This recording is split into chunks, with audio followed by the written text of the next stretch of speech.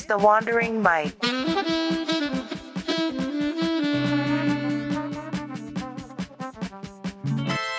Welcome, everyone, to the Wandering Mike. Today, I'm here with Clementine. Hey, Clementine, how's it going? Great. Thank you for having me, Mike. Of course. Um, it's going to be a super interesting conversation, I feel like, and I'm very interested in what you have to tell us.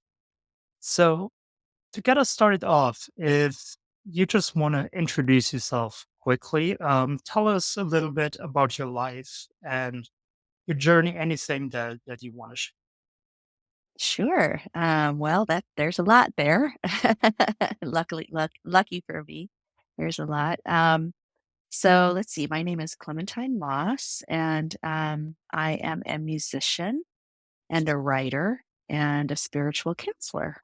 And I make my living playing drums in a Led Zeppelin band that has been playing. I've been playing John Bonham's drum parts for the last 20 years in a band called Zepparella, based in California. I'm in San Francisco, is where I live. And we travel all over the United States playing Led Zeppelin's music. Um, and then I'm also a singer and a songwriter. I have just released, actually today, released first song off of a new album that's coming out. Oh, wow.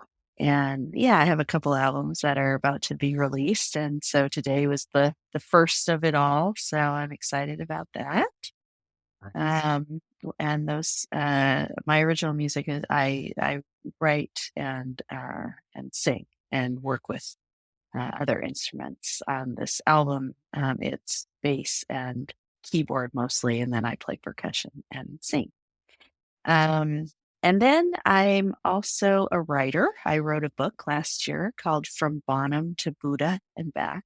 And that book is a memoir that uses my music career as a metaphor for the contemplative practice that I've done in my life. So all of the meditation lessons I've learned in meditation, and how that relates to sitting on a drum stool and playing in front of a whole bunch of people. So and living the life of a musician. So that book came out last year.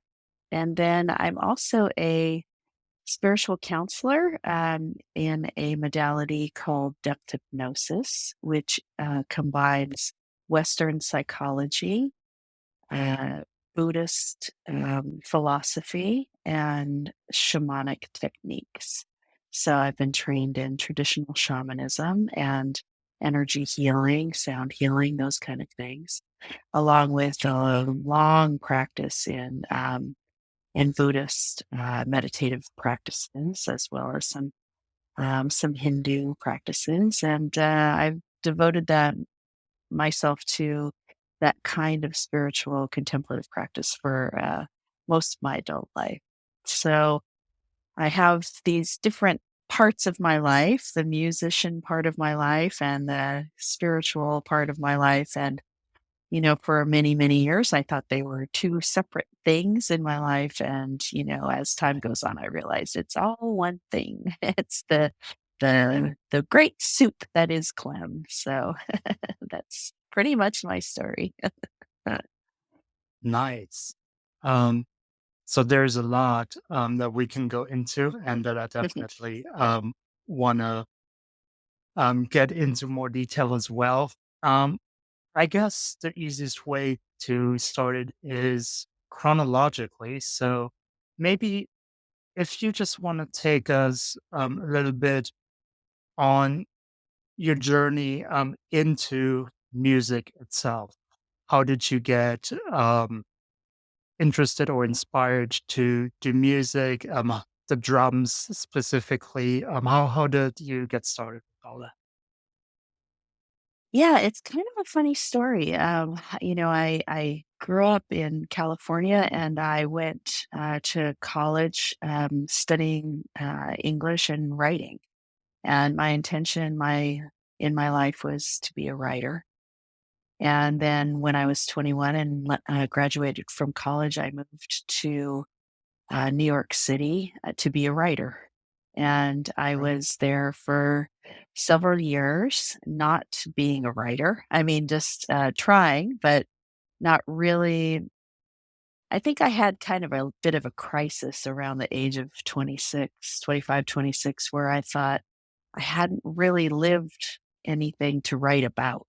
And Mm. um, I was um, I was feeling frustrated in that I didn't have a community, like a creative community in writing.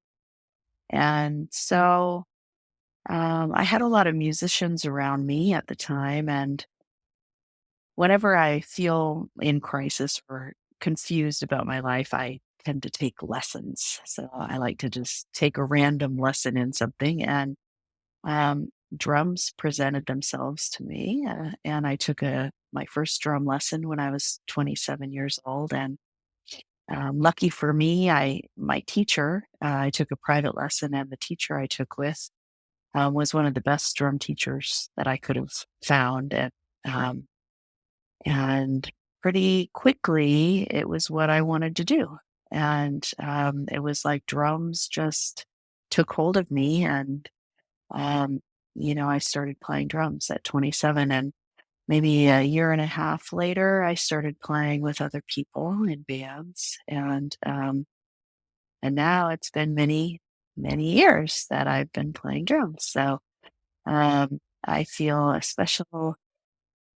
special connection to drums.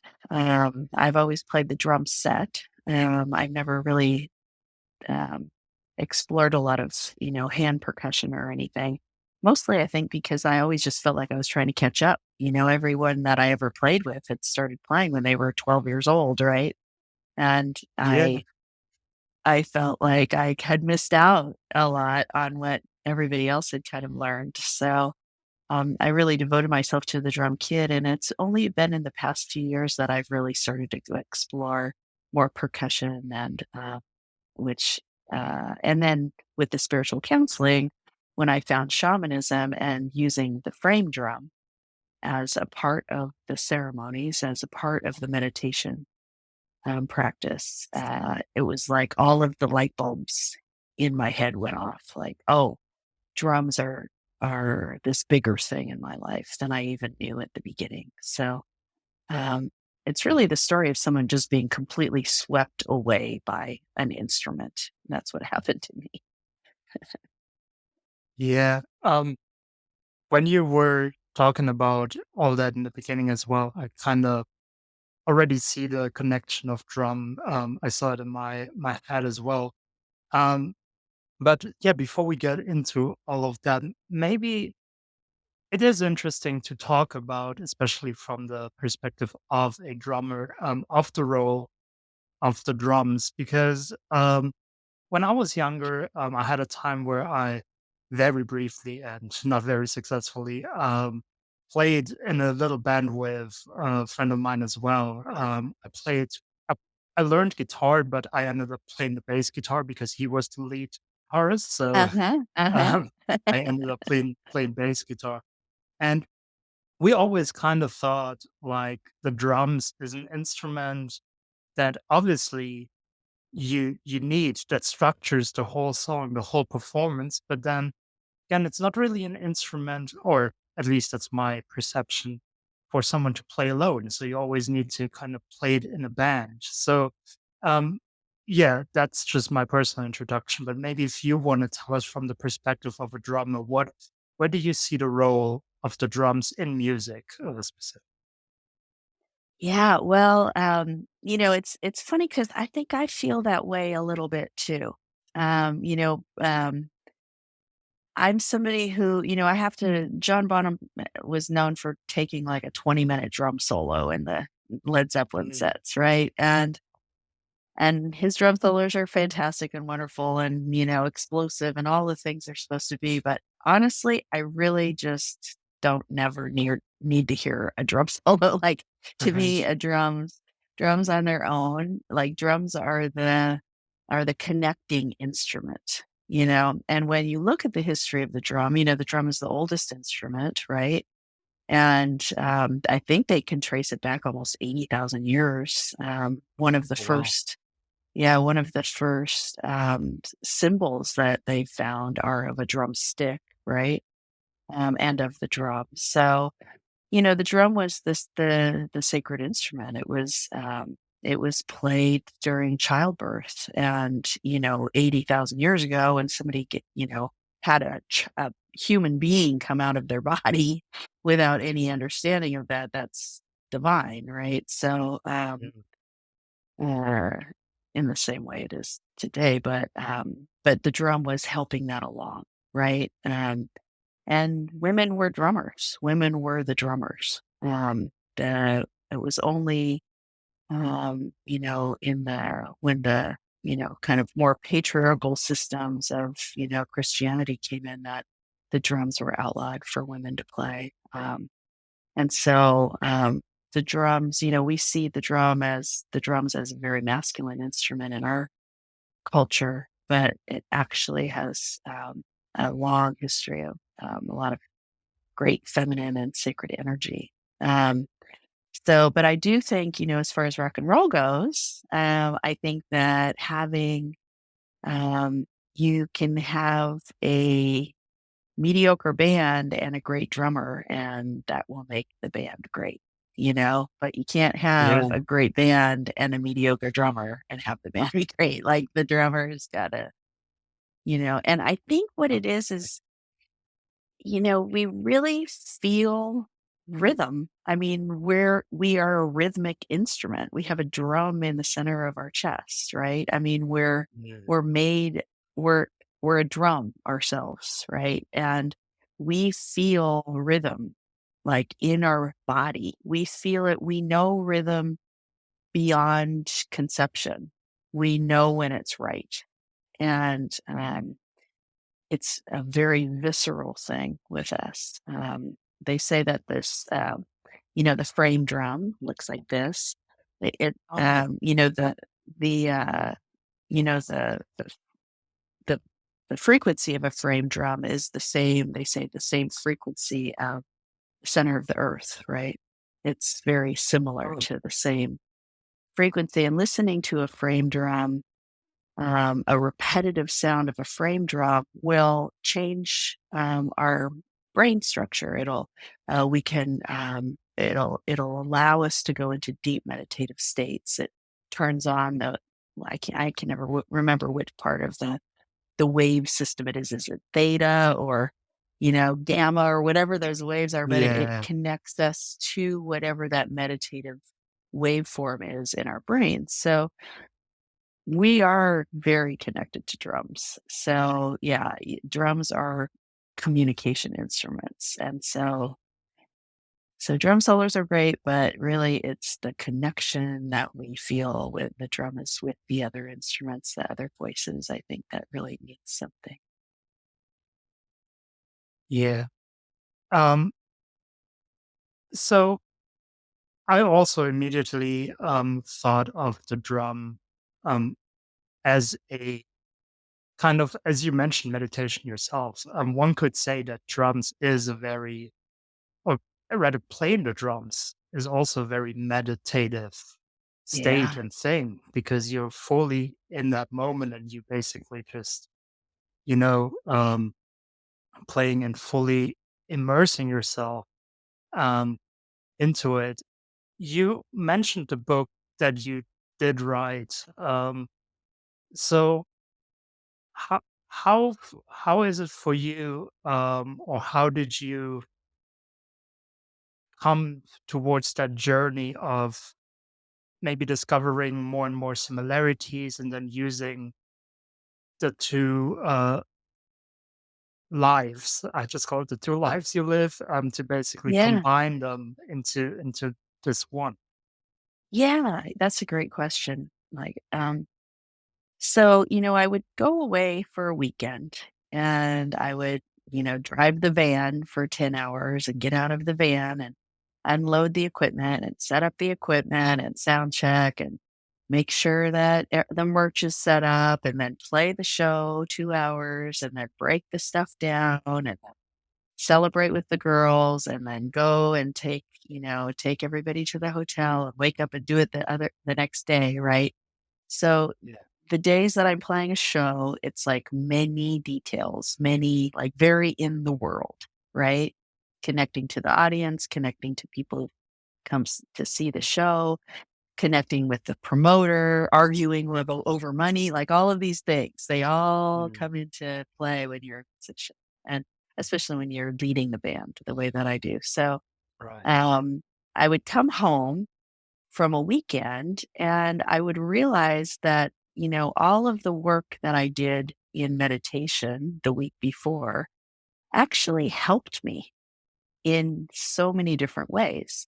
Maybe I wasn't as reactive when things went wrong. Maybe I didn't think it was the end of the world. Maybe I knew that this moment is difficult, but the next moment will be maybe okay, right?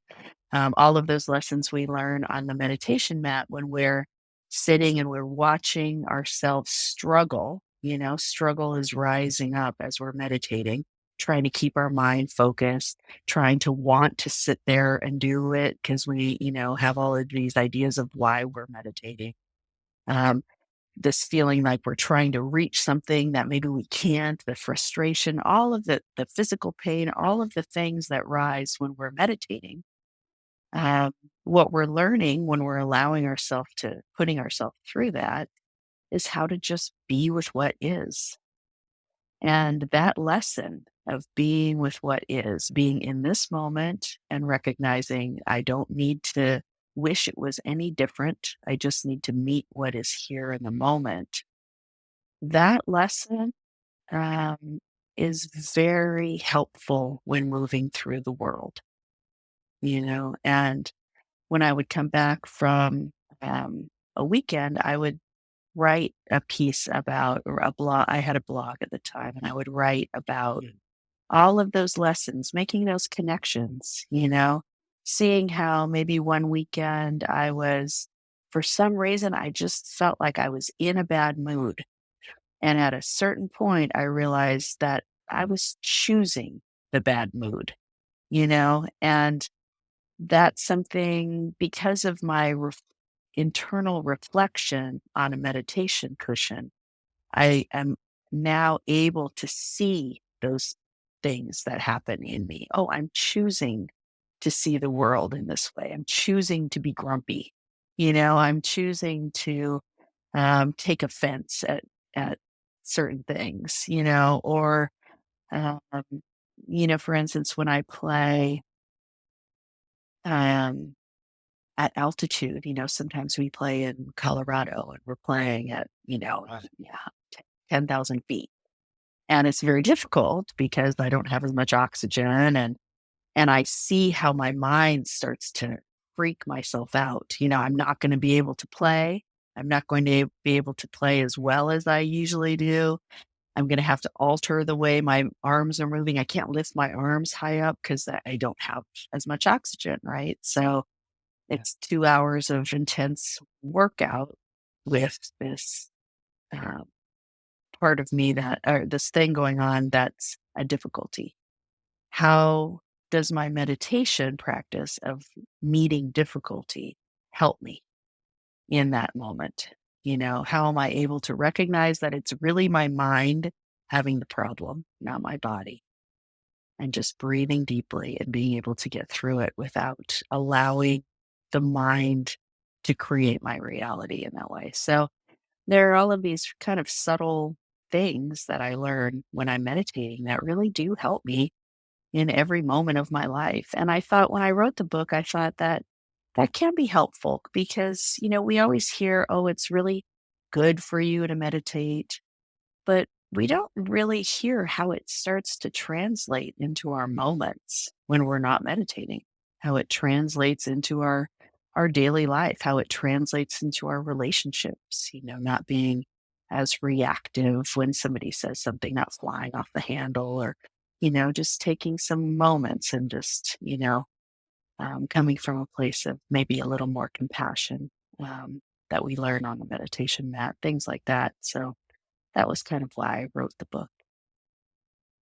I I totally agree. And what I also feel like, why it's super cool for you to write these things down and basically, as the first step, realizing these things because and I've said this on the podcast a bunch of times, I'm very passionate about meditating myself. Mm. I don't do it too much right now, as I probably would want to, but or should rather, because if I really wanted, I would make time, to be honest. But I used to do it very regularly when I was younger. And for me, maybe it's hard to also really grasp what it is that it is helping me with.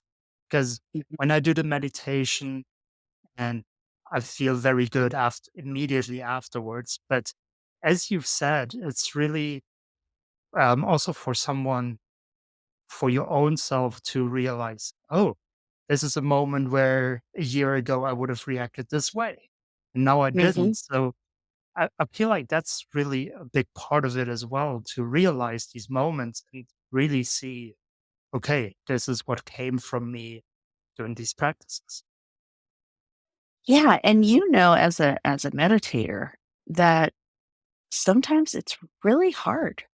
I mean, meditation, there are meditations where you sit and you listen to something beautiful and you breathe deeply and you're very relaxed and it feels very good and you wake up and you feel like you're humming, you know? Um, and then there are times where you force yourself to sit down because you said you were going to and you are going to do it and you're going to sit down and your mind is running all over to all of the other things that you could be doing. And because you're battling your mind, your body starts to hurt and you start to be uncomfortable. You start to fidget and you start to, everything just feels like you start to feel like, you're crawling out of your skin because you really have, there's a part of you that is avoiding that difficulty. And, all of our world right now, our culture is really, um, we're conditioned to run as far away as possible from any uncomfortability. We have a Right. million ways to distract ourselves from pain and from uncomfortable situations. And and when I started meditating, my first real teacher, SN Goenka, who teaches Vipassana meditation, one of the things he would say is, one day you're going to look forward to pain. And I that offended me. Like I thought, that's ridiculous. Like, how could I Right. look forward to pain? Right. I was in so much pain. I was at a 10-day meditation retreat. I was sitting on the floor. I'm not built to sit on the floor. I have, Yeah. it's like, it's very difficult for me to sit comfortably for 10 hours on a floor to meditate. And I was in a lot of pain and I just couldn't, I was doing everything I could to try to avoid feeling the pain. And actually there came a moment, not that 10-day sit, but some later one that I was sitting where um, I actually did start to look forward to being able, I had learned how to put my mind inside of the pain. And so Mm. I did start to look forward to pain. And Yeah. And so there's that. And then, recently in the past few years, I decided to become completely sober, right? No alcohol or marijuana. And I realized how much um, uncomfortability there is in that. And I thought, especially when I was writing, writing songs, I'd always used those substances in order to, kind of open the creative spark, right? And when I stopped using it that way and I would sit down to write, this great wave of uncomfortable feeling rose. It's like, oh, I'm not good enough. Oh, I don't have anything to say. Oh, I don't know what I'm doing. Oh, I don't have the right to do this, all the stuff. And because of my long meditative practice, what came to me to do is to sit in the middle of the uncomfortable feeling and just sit in it and not try to run from it. And out of that comes words and comes music and um, comes over time comes an acceptance that even when those things rise, they don't stay very long and they go away. So I think that ability to sit in struggle does us a lot of good for when struggle, because life is struggle. Life will struggle comes, and to be able to really meet it, I think it empowers us. I feel there's a bunch of things that I wanna touch on here. Um, but overall, yeah, I feel that message of you said in the beginning as well, you didn't live enough to write yet. And basically everything creative is sparked by our experiences and our thoughts. So as you said, Um, the struggle. Basically, I want to go back a little bit and talk about the being sober part because that's something that resonated with me as well. Because I also for a year now have been completely sober. Um, for me, it was more marijuana, less alcohol, but Mhm. both of these things as well in my life, and especially with friends that are really creative, that is something that you do hear a lot. It's like, yeah, it's helping me with my creativity. But then you also hear people, like you said, that say you just have to force yourself to be bored or struggle, as you called it, and just have to sit with it. So from your experience, yeah, what would you say to people that say, yeah, I need these substances or whatever substances it is to spark my creativity? Yeah, I say, maybe. I mean, I don't know that I'm a better writer when I am sober than when I wasn't sober. Mhm. Um, but I find it very interesting to approach it this way. I think maybe I was in a bit of a rut in my way of thinking about creativity. I was using the substance in order to open to that inspiration that comes from we don't know where, right? And it was very easy. You smoke a little bit of pot, and like it very easy to feel that channel. But that channel exists. It's not the marijuana, it's the channel. It's me. And Right. the the thing is I'm the uncomfortability is my feeling that I'm not worthy of the that connection to inspiration, the divine, whatever you want to call it. And that's not true. Yeah. And if I continue to use the substance, then I never confront that part of myself that says that I'm not worthy.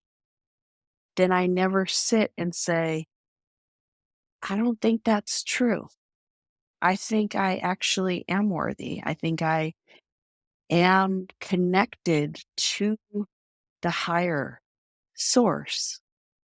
And all I have to do is put my faith in that and see what comes. I mean, I at a certain point I thought, well, when I think about the thing that I most love to do, it's sitting and writing a song. It's the thing I love even as much as drumming, right? Yeah. And it is, um, And so if I'm hiding from myself while doing it, then I'm not giving myself the credit or something. I'm not giving my connection to the thing that put me in that chair in the first place, that has brought Clem from a little tiny girl all the way till now, thinking the whole time, that's the thing I love to do the most. Then is that a lie? Like, then whose lie is that? Then am I living a lie? Then I'm lying to myself, and then really I am not worthy. Like, that doesn't make any sense, right? I have to trust in my inspiration and trust that the inspiration will come. So anyway, that conversation I've been having with myself during the sobriety is Mm. very interesting to me because I think my whole life, my biggest struggle, and I'm very fortunate to say this because I know other people have much bigger struggles, but my biggest struggle has been to feel like I'm worthy, to feel like I am loved by the big stuff, that I am worthy of love, divine love and love for myself. And that feeling that I was not worthy is what caused all the suffering in my life. So if I can sit and write a song and say, actually, I have a right to write the song, then I overcome that feeling of unworthiness. And it's very valuable, I think. And maybe the songs aren't as good, but at least I feel better about doing it. And that's what counts in the end, right? Mm. Um, that was a very beautiful insight and one that maybe we don't often get that transparent because, and again, my personal opinion um, is that the struggle, we do see it more often than not, especially in creative people. Um, because on the one hand, it might sound paradoxic because it's like, oh, you're drumming in a rock and roll band, you're performing in front of a lot of people. How can she have these thoughts of not being worthy and basically good enough? But then also, maybe that's the thing that led us to pursue a creative career in the first place and being like, I need outward recognition in some sort of sense to feel that worth. So yeah, I don't know if I have a question here, but I just want to say I really admire and appreciate you sharing the process that you underwent, and it's really cool to see the journey that you have been on there. Mike, thank you. And I have to kind of throw it back to you because you're very intuitive. Because one of the thoughts that I had after this last weekend of shows was just that, like, that I think that, we all know that, creative people, people who, I think everybody has the capacity for creativity. I think, people who are fantastic, who get completely engrossed in accounting, can do it in a very creative Mm. way. I think creativity is another word for our life force, right? And what we're enthusiastic for. Right. But when I think about like the artistic creativity, um, I think we know that, that people who are drawn to that are often have very highs and lows, right? The very dark and the very light within them. I think even in psychology, I think that's pretty much documented. Um, and I was thinking about how this weekend we had some shows where there was just an outpouring of love at these shows from the audience, and I was thinking about how I've never really felt it. You know what I mean? Like if I'm standing up and taking a bow, I've never really felt it coming to me, right?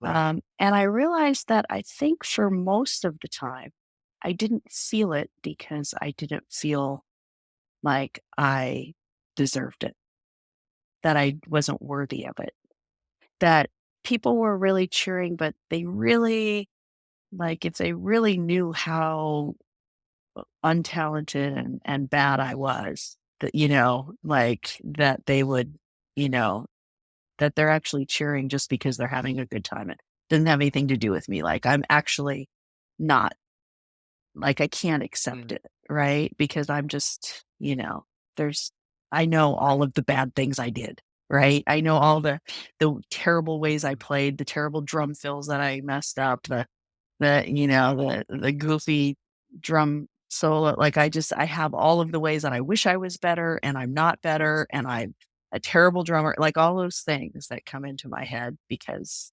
that's my nature to feel that way. And for a long time, I felt like it was this feeling um, of not being worthy of it. And I was actually speaking to my guitarist Gretchen about this. How I think that a lot of people they do go into, if they do have that sense of unworthiness, they do go into performing so that they can get it from the audience. But I think that comes from the feeling of being unworthy. Like you need that validation, right? Just like what you were saying, exactly what you yeah. were saying. Like you're looking for that validation. But I think what's happened to me now is that I uh, I have a sense that the appreciation is in for the moment. I still don't really feel it coming to me, but not because I'm not worthy, not because I didn't put on a good show or know how to play the drums or any of that, but more that like they're celebrating how everything feels, and it's the Right. moment of celebration. It's the love of the music, it's the love of being out, it's the love of being in a room full of people who really are loving at that moment. They're loving music, they're loving connection, they're loving sound, they're loving lights and, all of the stuff that's going on in the moment. And so now I don't take it personally as I really have never have, but it's not out of unworthiness. It's out of a feeling of oneness, I think. Um, so yeah, just I'm really struck by you kind of having that insight because I was it's been rolling around in my head for a couple of days about that. So yeah, you were reading my mind. That's that's cool. Um, but there were two insights of what you just said just now, that maybe uh, again connect with the meditation and the spiritual practices in general, that I found interesting.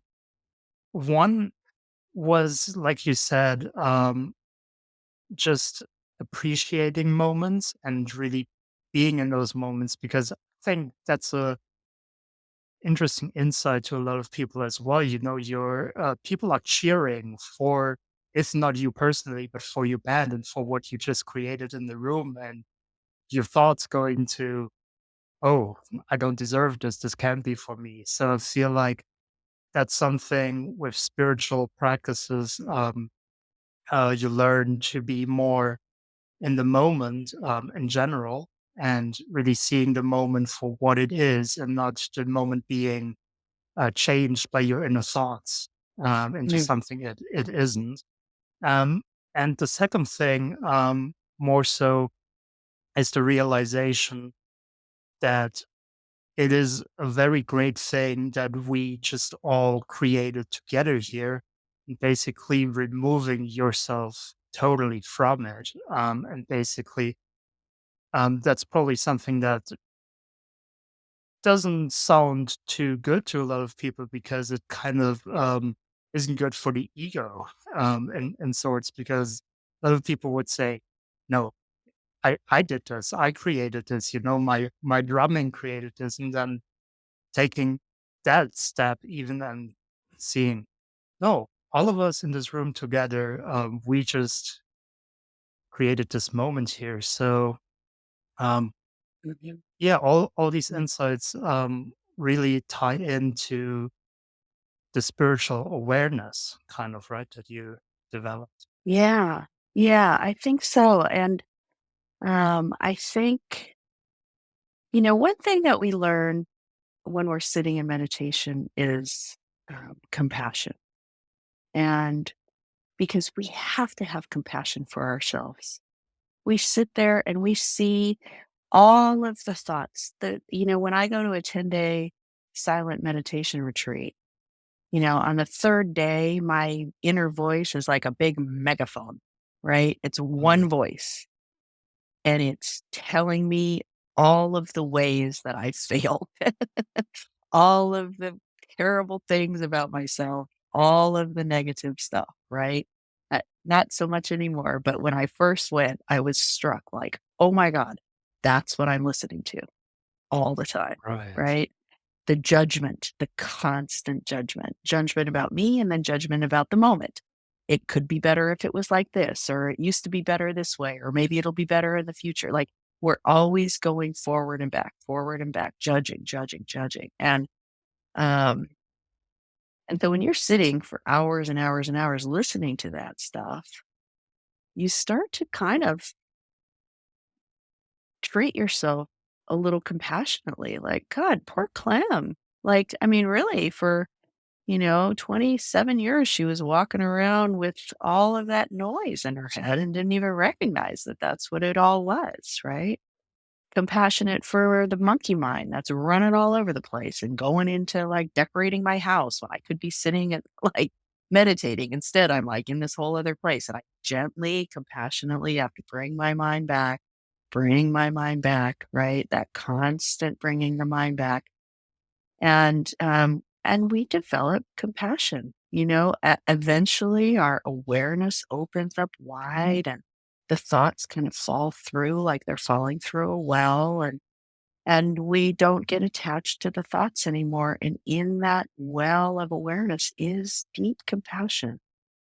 And when we find that within ourselves, it translates to seeing it in everybody. Like, if my mind is that way, what must other people must be going through, And the person who needs the scream of the crowd to build themselves up, that's somebody who feels broken, feels like they can't be built up without that, right? That's and so, and that's the ego, and we all have egos. And, I was thinking when I was kind of going through this thought process, I was thinking, well, if nobody yelled, if nobody clapped, I'm sure I would feel that, right? Yes. you know, Yeah. it's very easy Very, for me to feel the negative, and not the positive. But, very true. but at the same time, it is really to get to a point where, I like the compassion widens out. And then when the compassion widens out, then it's like we're all in this thing together. We're all in this big soup together. And so we're all celebrating the moment that we're here in this lovely place and can forget ourselves completely, you know. I don't know, maybe when you're standing in an audience and you're so happy to be in that moment and you're applauding and so grateful for what you've just experienced and what you are experiencing, you forget yourself as well. So we've all sort of forgotten ourselves in that moment. And it's really not about us, it's about the moment, you know. Yeah. So, what I really like as well is that you're doing, I mean, as probably a lot of people do, they have their own journey, and they always um, get farther and farther every day a little bit along their own journey. But you also try and help other people with their journey. So you mentioned a bunch of things that you actually do. You said you're doing shamanic practices, counseling, spiritual counseling. And then one thing where I'm going to be honest, I don't know exactly what it entails. So I want to ask about the term of depth hypnosis. Yeah. What exactly is that? Well, how does that work? Yeah. It's a really beautiful healing modality that was developed by a teacher named Isa Gucciardi. She's in Berkeley, California. Mm, And it's a counseling model that she developed that combines Western psychology, especially transpersonal psychology. So it's regular psychology, but it takes into account that other aspect of human experience, which is spirit, right? And right. maybe the unseen world. Um, so that's transpersonal psychology. And then Buddhism, especially Tibetan Buddhism. And the reason that it kind of slants toward Tibetan Buddhism is because in Tibet, there was a very strong shamanic tradition, and it was called the Bun tradition. And when Buddhism arrived in Tibet, it took on a lot of the qualities of the shamanic tradition there. So Tibetan Buddhism has a lot of light and sound and energy aspects to it that maybe other branches of Buddhism don't have. And that Buddhist psychology gives quite a good structure for the counseling model. And then shamanic methods like past life regression, soul retrieval, power retrievals, those kind of things that we see traditionally in, 95% of the shamanic traditions in the world. It's using those techniques, but in a clinical setting, right? Like in a counseling setting. So, the thing that I really love about this method is that it enables me, the counselor, to help the client do um, their own healing. So, I I am trained traditionally, a shaman is somebody who they go on the journey.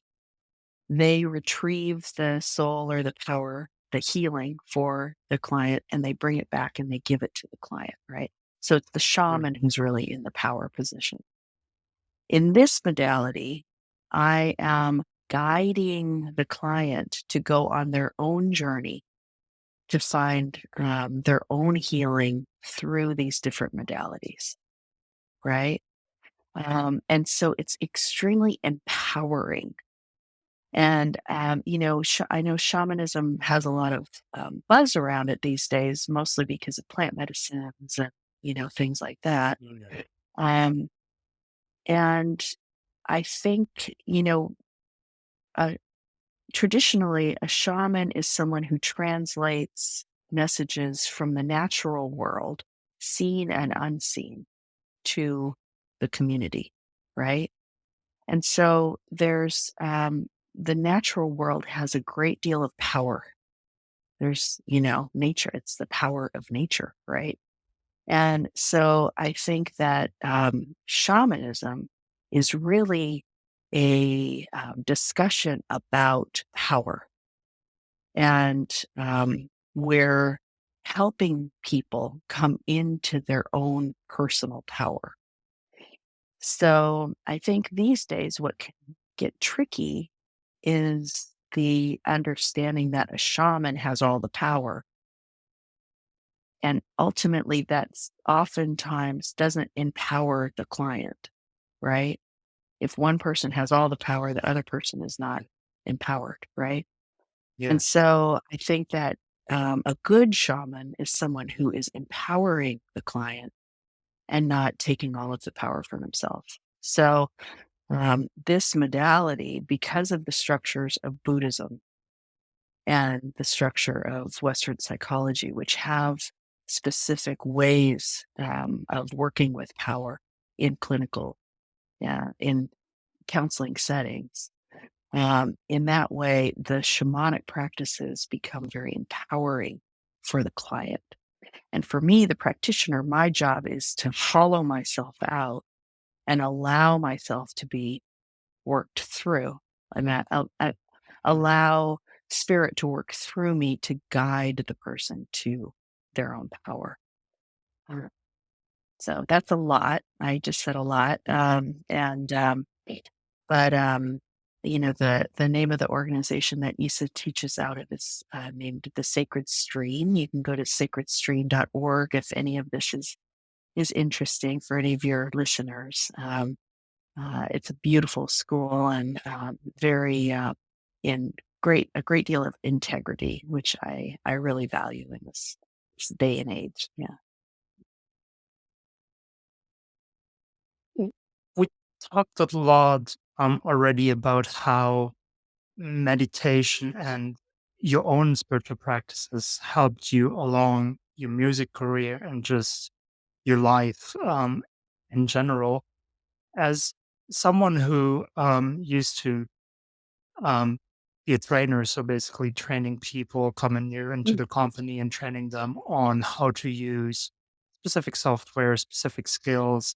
Um, I also find by empowering other people and basically teaching them, we learn a lot ourselves. So, Oh yeah. um, how did that part of really um, empowering and teaching people, how did that change your life again as well? And what did you take away from it? Yeah, boy, that's such a great question, Mike.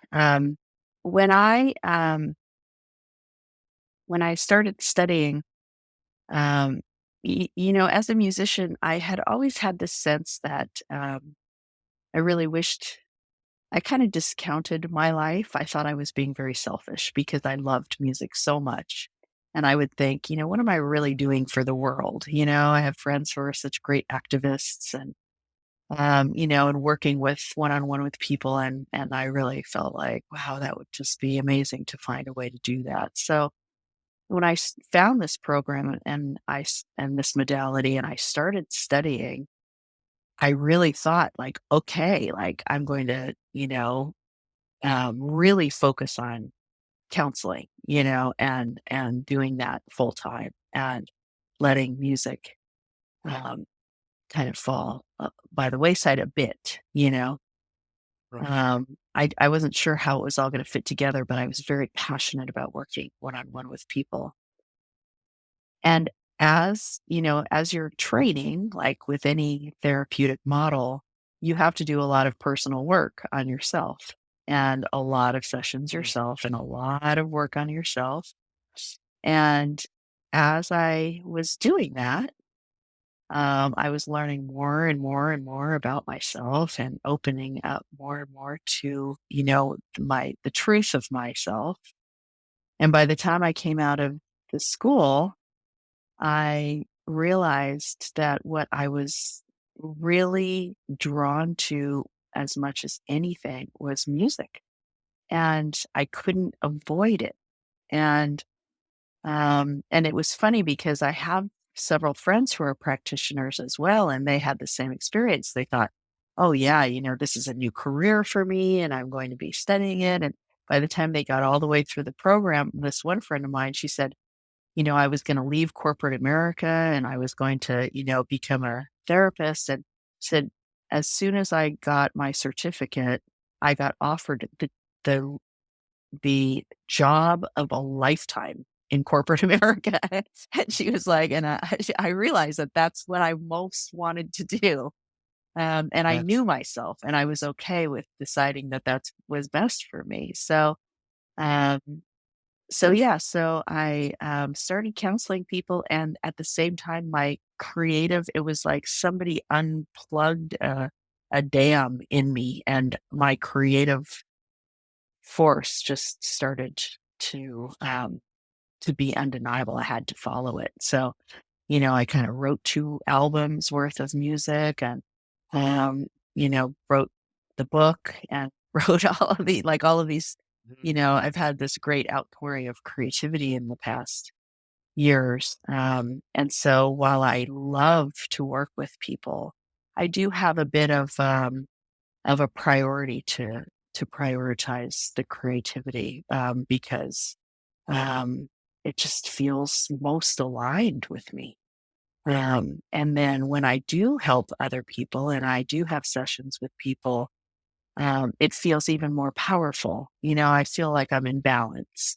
I don't have too Yeah. many clients so that it takes away from the music, and the clients I do have understand, the nature of it, and they're not people who need to speak to me, say, every week, or and so there's a great symbiosis that kind of, I'm just allowing it to happen, and it's kind of happened. Yeah. Yeah, I feel like again, it's everyone owns personal journey, and I also kind of have this saying that, and yeah, I don't mean these words in the definition that they're like known in the mainstream, but for me, like selfishness is a lot of selflessness. Because if Yeah, one can discover the things that really they want to do, then we are inevitably becoming the best that we could be of ourselves, and that helps other people even more. So that's basically exactly what you just described in your own that's so life. true. Yeah, I that is mean, really so true. Because a lot of the way we think that we're supposed like, when we think it's supposed to look like this, that maybe you're not quite aligned with it, because I don't feel like I'm supposed to do anything. I go towards enthusiasm. I go towards where right. I feel very passionate about it. And I just have to trust that that's uh, of benefit, and that I'm living in my truth. Yeah. Um, so to finally do a little outlook in the future, um, we covered these different aspects of your life. Now we got a great picture of all the different things that you do. So, um, if you either want to answer the question as your life in general, or take it into the different parts musically, spiritually, with your spiritual practices, right now, what would you say are your goals and aspirations for the future? Mm.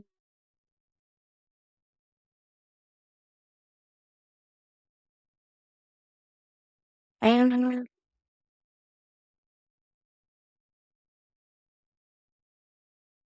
it's I guess it's a good thing that I feel so uh, content with the way that things are, that I don't know that I have, I want to continue to follow this creative source that have in myself, um, and find all of the ways to benefit other people, to show up for other people as much as I can. Um, and if there's any goal in my life that I feel that I really have, um, it's to continue to be open hearted, to continue to let go of those parts of myself that put up barriers to loving others, to barriers to compassion, barriers to just being fully present for others. Uh, all of those little snippy moods that I get into, or, frustrated with other people, or, just all of that stuff, it's just that just is reflective of places in me that are fearful, hiding, not really fully aligned. So, my life is really, I'm, I'm, I'm constantly longing to just be undefended, you know, um, and I guess that's really it. To be, yeah, to show up for people as I can. Yeah. Is that a thing? Because that's something I always ask myself if it is a good or a bad thing. But you said to be undefended. So you feel like being vulnerable and really finding a way to be as vulnerable as possible is a net positive thing in this world and life. Yeah. There's nothing more powerful. I mean, that's where the power is. When you think of personal power, we have a misunderstanding of power. We think of power as this external force, power over, right? Mhm. And true power is that still eternal spark of truth. Um, and the more we can live in that, um, the more all problems are solved. It's like if I'm completely open and undefended and sitting in truth and someone attacks me, then they are the ones suffering, right? How can I um, you can't harm that thing in me. There's that You can't harm that truth in me. If there, it's there, right? And I think that when we're with somebody who is that way, um, it's it affects the room, right? We've been in situations with people or heard of people who are that way, and um, it alters the reality of the situation. I think I've certainly known people um, who I feel there's no artifice at all, and it's very intimidating because Yeah, it shines a spotlight on all of the artifice within ourselves. I just wanted to say a similar thing because, especially, I mean, it's always been like that, but especially nowadays, everyone is wearing a mask to a certain point. And yeah, when you just said that, intimidating was actually the word that came into my mind. It's like, wow, Yeah. I don't, yeah, I don't know how I would act in the presence of that transparency and vulnerability. Yeah, because it's completely empowered. And the thing with if when you're completely empowered, and I've learned this because in my life I've had a problem with boundaries, right? Because I've wanted to help, extended myself Mm, too much, right? And what ends up happening when the more personal power you come into, the more connected you are to your own truth, the more boundaries, it's like nothing to set a boundary. It's so easy to set a boundary. There's no question of where the boundary is. You don't have to force the boundary. You don't have to feel bad about setting the boundary. It's just is a boundary. It's just there.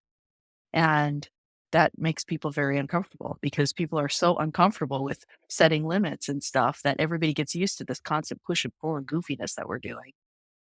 mm, But when you meet somebody who's just like, no, that's not okay. No, I'm not going to do that. No, no, it should go like this. Um, everybody is like, oh, it's scary. yeah. Yeah. Yeah. But yeah, so, I don't think that I'll ever get there, but that if I could think of some way different that I would like to most be, that is that way. And, when you think about a mask, the way that I was taught was that a mask covers the wound. So if my wound is, I think that I'm unworthy, then the mask I'm going to put up is one of uh, extreme capability, Right. right? That might be a mask I put up. Well, that mask of extreme capability, it's a mask. And so I got to keep propping it up. And that's a lot of energy to keep creating that, right? Mm. To keep creating that facade. But if I just say, hey, I feel like I'm not good enough and really be in that, the mask falls down just by even saying that. The mask falls down. And now I'm just in my truth. Yeah, sometimes I feel unworthy. Okay. But I don't have to put all that energy into that facade. And now my energy is with me. Now I have all my energy with me, right? It, I mean, it definitely makes sense, and the way you tell it, it also sounds so easy, but it Yeah, is that's initially very, very scary, you know? it is. It is. It is. It is. But, in a way, that's one of the benefits of difficult times in our lives. If we can, I think one of the most empowering things that we can do as humans is to see the terrible things that happen to us as lessons, you Yeah. know? And a lot of the time in those very terrible moments, we don't have the energy to hold up the mask any longer. And that's where we become the most vulnerable. And that's where we find our power. Uh, so, if it's difficult to do and you can't do it, well, don't worry. The world will find a way to kind of knock that thing around and show you how it's done. So, yeah, I guess that's what I would say. Yeah. The universe always finds a way, right?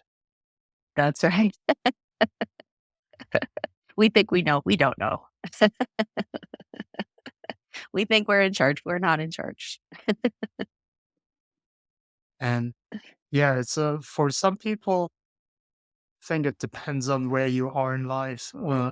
This is a very humbling and maybe also freeing message, but for some other people, it might be a scary message. So it's Yeah. kind of coming to terms with it because, as you said, at the end, that it is how it is, and the sooner we come to terms with that, maybe the more Yeah. freed and happy we can be.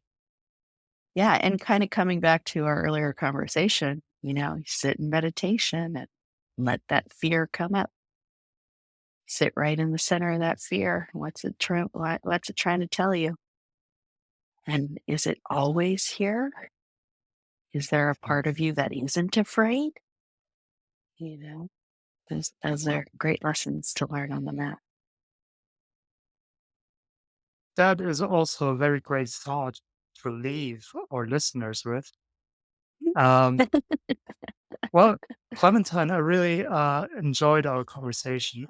It was really thoughtful. It was really inspiring, um, and got a lot of people thinking, I suppose, about a lot of different things. Um, so, yeah, if you just want to tell the people again if the things we talked about resonated with them, where can they find out more about you, about your art, about the stuff you do? Yeah, where can we find you online? Yeah, thank you. It was such a pleasure speaking with you, Mike. I just enjoyed it so much. Yeah, the place you can go is my website called clemthegreat.com. Nice. And, Mm. yeah, everything is there. Yeah. Cool. I'll definitely put a link in the description as well, so you can very easily find that. And yeah, thank you, Clem, for your time, for sharing your journey, your insights, as transparently as you did. I really enjoyed the conversation as well. And yeah, with that, have a great rest of the day. Thank you. You too. Thank you so much. Of course. All right. Bye, everyone.